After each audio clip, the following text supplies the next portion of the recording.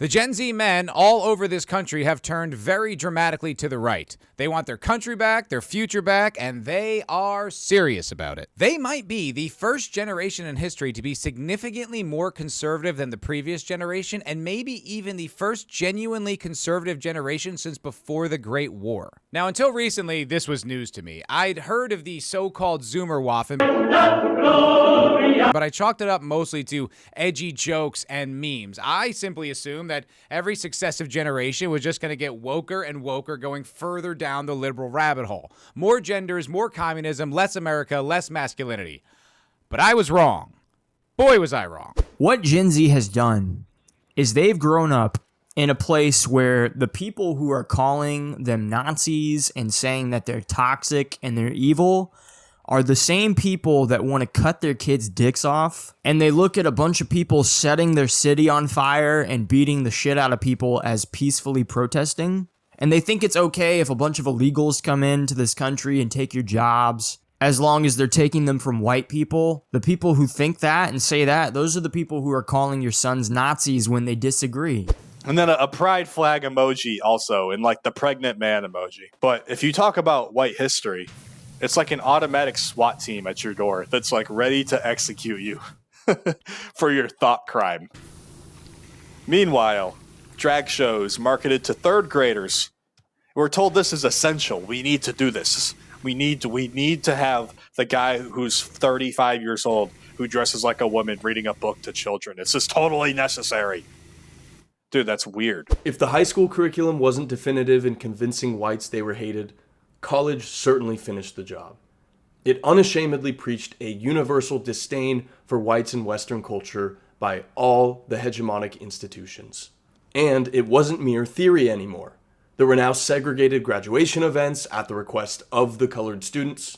This on top of microaggressions, safe spaces, land acknowledgements, gender-neutral bathrooms, all of it had created an environment that was so foreign from what our liberal world was supposed to be that we couldn't help but conclude with decisiveness that the old world, which had once been promised, was gone and perhaps never existed to begin with. Personally, I find all of this particularly fascinating, as well as encouraging for the future. However, if you're a MAGA guy or a traditional conservative, I wouldn't get too excited just yet. These guys make a pretty strong distinction between themselves and the GOP. They don't call themselves MAGA or Republicans or conservatives. They call themselves men of the right, and they have some pretty simple yet non-negotiable stances. What I will say is this: the balkanization of this country along age brackets has begun. And if the Republican Party thinks it's going to continue to ignore the interests of the youth, the injustices done to Christianity, it's going to be held hostage until it corrects for that, or we can get consumed by the left. The ball is in the court now for the GOP. We will accept nothing less than the complete decoupling from Israel,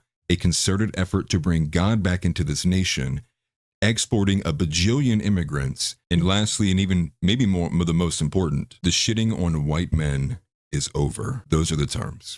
I think it's very important to remember the world that these guys came up in. For many of us, the woke insanity of the 2010s is a part of history we're all too happy to have moved on from. But for them, the men who are now in their 20s, that was their formative years. That's when they were coming into adulthood, and they came into a world that hated them. Straight white men. Heterosexual white man. Straight white men. Straight white men are canceled. I get that being reduced to a race-based generalization is a new and devastating experience for some of you. God, state's law. White man, how dare you? How dare you? That was kind of racist. I'm a privileged white man too. But you know what I'm doing? You just called me a privileged white man. You cannot be racist to white people. They have privilege because they have the lead on everybody else. The upper hand on everything that they could possibly want.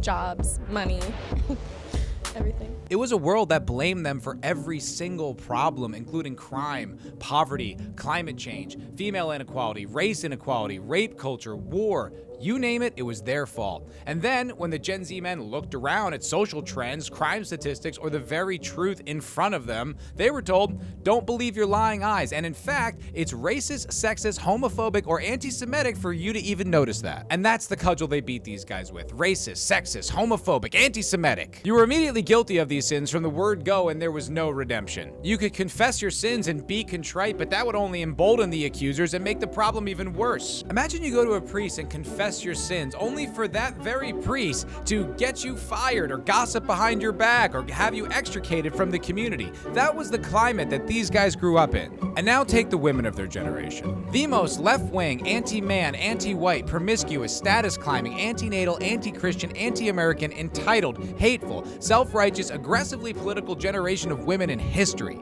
who aren't interested in marriage unless the guy fits some ridiculous, unobtainable criteria they heard about on TikTok, treats them like garbage if the man even imagines a counter-argument to whatever trending political take of the day they have now adopted with their whole heart, and generally have a dull and steady contempt for men. You told these men don't be sexist and respect women and believe women, and then covered for their lies, glorified sex work, OnlyFans, and abortion, encouraged them to become career-oriented women who don't respect men, took jobs from more qualified candidates in the name of equity, degraded and insulted an entire generation while shamelessly promoting interracial dating as the standard. Now you might say there's nothing wrong with that last one, and I would agree on principle, but the media always depicted it in one way: a white woman with anyone other than a white man, and usually a black guy. So what's the message there? Not for you, white guy.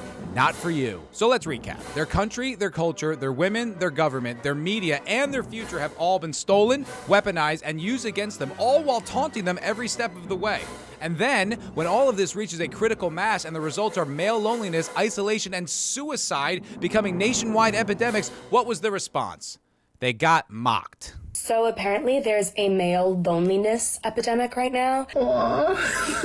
Is this the consequences of your own actions? Men get recognized for the useless things that they are in society. And what do men do?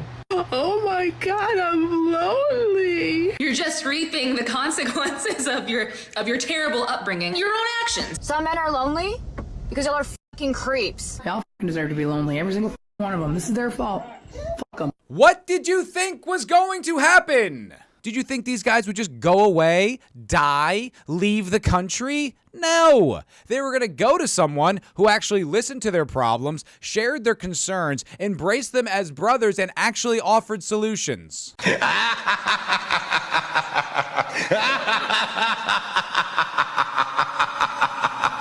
Enter Nick Fuentes. If you're even mildly in touch with current events, you know that Nick Fuentes has dominated the news cycle for the past month. It's all anyone is talking about, and the conversation is not civil. They call him a Nazi, a white supremacist, a Hitler and Stalin fan, which, by the way, please make that make sense for me. Oh, I love the Red Sox and the Yankees, the Lakers and the Celtics, Randy Fine and not being a fat cunt. He has been slandered, defamed, misrepresented, and all around attacked by boomer and normie conservatives, but most acutely by the pro-Israel right. Twitter is a bloodbath with hundreds and hundreds of Israel shills writing post after post, sounding the alarm bells on Nick Fuentes.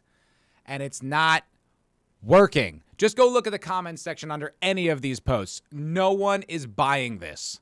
And why not? Everybody is starting to say, enough is enough. We are telling the 2% and the $7,000 club holding us hostage, the Israel Firsters, we're telling them no. It stops here. Enough is enough. We're not going to vote for this. We're not going to support this. And we're done being silent about it. And you know what? I'm not going to advocate, defend, or renounce Nick Fuentes here. Do you want to know why? Because that is what everyone is doing. Everyone has a hot take on Nick Fuentes. Oh, he's this. Oh, he's that. I think he's a Nazi. I think he's a visionary. Here's an idea. Why don't you go to Rumble and watch one of Nick's streams? He does it every day for like 3 hours. If you want to have an opinion on Nick, go make up one for yourself. But I will say this. Nick is hilarious. Genuinely one of the most entertaining guys on the internet, which I'm shocked I never knew this. And the really funny thing is that when Nick makes these jokes and people run with them like they're serious statements or get all horrified, that just reinforces your weak worldview to his fans. The pearl clutching at Hitler or Nazi jokes, yet the complete radio silence when politicians gleefully destroy a city or kill civilians, that just exposes you to them. So go ahead, get offended, boomer. And that's really the point of the entire Gen Z political revolution, a rejection of what has come before, what this country has turned into, and what your plans are for where it's going. They have a different vision than you, and no, they don't care if it upsets you. They don't care if your feelings are hurt when they learn through forensic historical analysis that no, you weren't right about the Civil Rights Act. You weren't right about feminism. You weren't right about whites not having a racial identity, and maybe, just maybe, Hitler wasn't the devil incarnate and everything the Allies did was completely perfect, and maybe, just maybe, there's more to the story. There's a lot of great Gen Z voices out there, and on my next video, I'm going to detail some of them quite thoroughly, because they've got some really interesting things to say, and I think you would find them interesting too.